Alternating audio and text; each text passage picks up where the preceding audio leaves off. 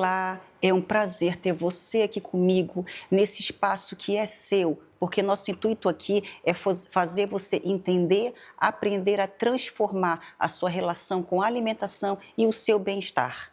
E o assunto de hoje é mitos alimentares, parte 2. Em episódios anteriores já falei sobre mitos alimentares, mas como existe uma gama muito grande, hoje falaremos novamente sobre eles. E o primeiro mito que é muito conhecido são referentes aos alimentos diet e light. Quem nunca ouviu dizer, estou de dieta, vou comprar produtos diet light?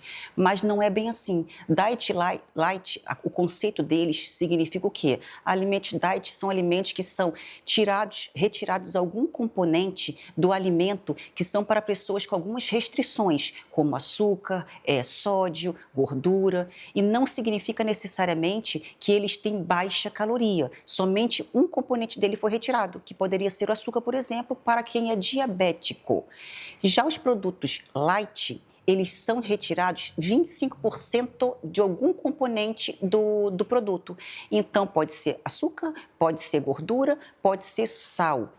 Nós precisamos nos atentar que os produtos diet e light não necessariamente são reduzidos em calorias, pois a composição deles só foi modificada conforme a restrição que é necessária. Então, muitas vezes, o que acontece? O produto, ele, por sofrer uma restrição, seja de açúcar, gordura ou sódio, muitas vezes ele é acrescido de gordura para conseguir pegar a consistência certa ou deixar num gosto palatável. Então, o que a gente precisa fazer? Se atentar aos rótulos. Então, quando a gente pega um biscoito achando que ele é fit, muitas vezes a gente precisa ler o rótulo para ver realmente a composição nutricional dele, porque muitas vezes a pessoa acaba comprando por achar que vai fazer algo para emagrecer e muitas vezes isso não vai acontecer. Outro mito também muito conhecido é a pessoa, quando entra no protocolo alimentar, ela começa a procurar produtos integrais, como, por exemplo, arroz integral e pão integral.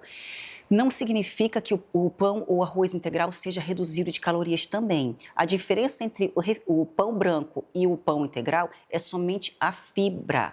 Então, se você ama o pãozinho branco e você faz durante as suas refeições, você acrescenta salada, a fibra já está sendo reposta pela salada. Então, você não precisa se preocupar em estar ingerindo o arroz integral ou o pão integral, porque ela já está sendo reposta de outra forma.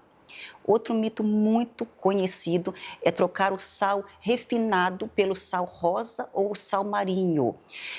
Qual a diferença do sal refinado para o sal marinho? O refinado ele é mais ultraprocessado e o que acontece com ele? Ele tem menos minerais. O sal rosa e o marinho, ele tem um pouco mais de sais minerais. Mas como nós precisamos ingerir muito pouco sal no nosso dia a dia, essa troca não é tão significativa assim, porque a diferença é somente de sais minerais e a quantidade é muito mínima.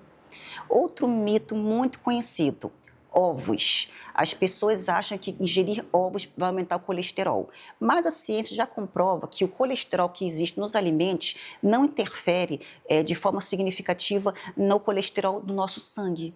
Então, a diferença da clara para a gema: a clara tem proteína, a gema ela tem o quê? Ela tem carboidrato e ela tem caloria. Então, quando você está numa dieta restrita e a sua nutricionista prescreve lá 3 claras e 2 gemas, não significa que seja por causa do colesterol, e sim por causa das calorias, pois uma gema equivale a aproximadamente 55 calorias. Então, você não pode ingerir na mesma proporção, senão vai dar muito mais calorias do que você realmente precisa. Bom, eu vou ficando por aqui. Agradeço a sua presença aqui comigo hoje. Em seguida, fica com a mensagem da nossa parceira Veritá, que é perita em alimentação saudável e inclusiva. E lembre-se sempre: toda transformação vem de uma decisão. Então, decida hoje a transformação que você quer na sua vida.